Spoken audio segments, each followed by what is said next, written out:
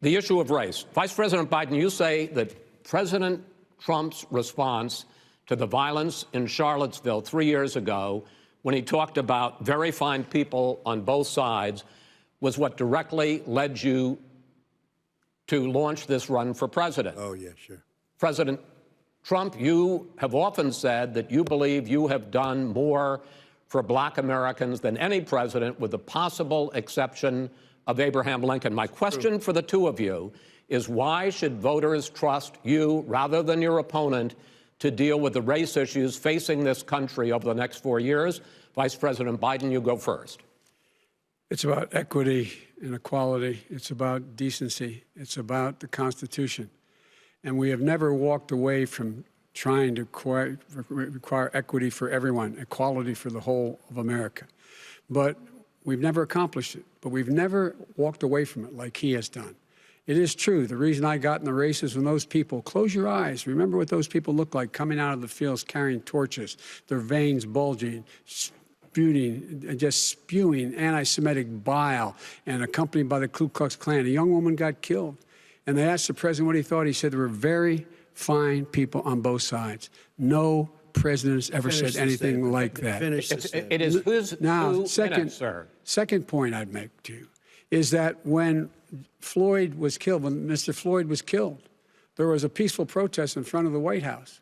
What did he do? He came out of his bunker, had the military use tear gas on him so he could walk across to a church and hold up a Bible. And then what happened after that? The bishop of that very church said that it was a disgrace. The general who was with him said all he ever wants to do is divide people, not unite people at all. This is a president who has used everything as a dog whistle to try to generate racist hatred, racist division. This is a man who, in fact, you talk about helping African Americans. 1 in 1,000 African Americans has been killed because of the coronavirus. And if he doesn't do something quickly, by the end of the year, 1 in 500 will have been killed. 1 in 500 African Americans. This man is a savior of African Americans. This man cares at all. This man's done virtually nothing. Look, the fact is that you have to look at what he talks about. You have to look at what he did. And what he did has been disastrous for the African-American community.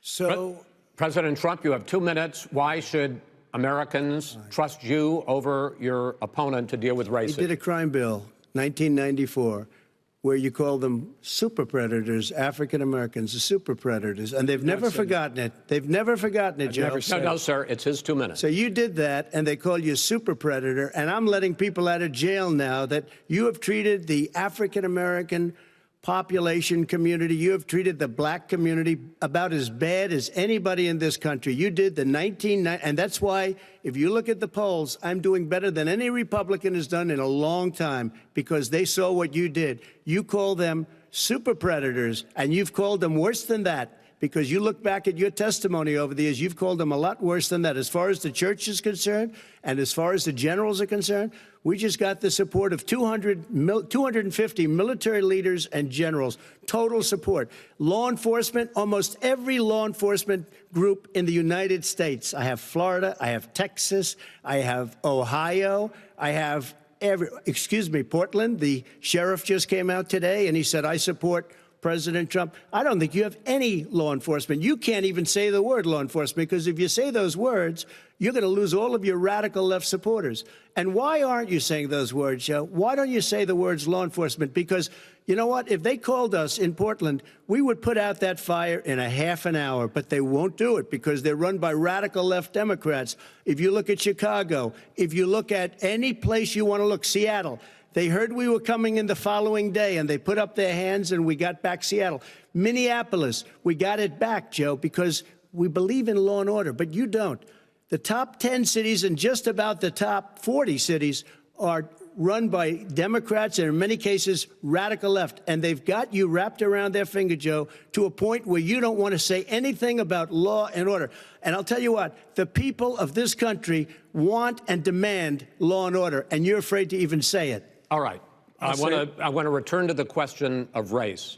Vice President Biden, after the grand jury in the Breonna Taylor case decided not to charge any of the police with homicide, you said it raises the question, quote, whether justice could be equally applied in America. Do you believe that there is a separate but unequal system of justice for blacks in this country? Yes, there is. There's systemic injustice in this country, in education and work and in law enforcement and the way in which it's enforced. But look, the vast majority of police officers are good, decent, honorable men and women. They risk their lives every day to take care of us. But there are some bad apples. And when they occur, when they find them, they have to be sorted out. They have to be held accountable. They have to be held accountable. And what I'm going to do as President of the United States is call together an entire group of people at the White House, well, everything from the civil rights groups to the police officers, to the police chiefs, and we're going to work this out. We're going to work this out so we change the way in which we have more transparency in when these things happen. These cops aren't happy to see what happened to George Floyd. These cops aren't happy to see what happened to Breonna Taylor. Most don't like it. But we have to have a system where people are held accountable. And by the way, violence in response is never appropriate. Never appropriate. Peaceful protest is. Violence is never appropriate. All right. What is peaceful protest? When they run through the middle of a town and burn down your stores and kill people all over the place, that and you is say not peaceful protest? President Trump, No, it's I'm not not, asking. but you say it is. President Trump, I'd like to continue with the issue of race. I please. promise we're going to get to the issue of law and order in a moment. Fine. This month, your administration directed federal agencies to end racial sensitivity training that addresses white privilege or critical race theory. Why did you decide to do that, to end racial sensitivity training? And do you believe that there is systemic racism in this country, sir? I ended it because it's racist. I ended it because a lot of people were complaining that they were asked to do things that were absolutely insane, that it was a radical revolution that was taking place in our military, in our schools, all over the place, and you know it, and so does everybody else. Radical, and he would know. What is radical totally about racial sensitivity training, sir? If you were a certain person, you had no status in life. It was sort of a reversal. And if you look at the people, we were paying people hundreds of thousands of dollars to teach very bad ideas and, frankly, very sick ideas. And really, they were teaching people to hate our country. And I'm not going to do that. I'm not going to allow that to happen. We have to go back to the core values of this country. They were teaching people that our country is a horrible place, it's a racist place, and they were teaching people to hate our country. And I'm not going to allow that to happen. Vice President Biden? Nobody's doing that. He's the racist. You just don't know. Here's the deal. I know a lot more about this than he does. Let him finish. The fact is that there is racial insensitivity. People have to be made aware of what other people feel like, what insults them, what is demeaning to them. It's important to people know they don't want to. Many people don't want to hurt other people's feelings, but it makes a big difference.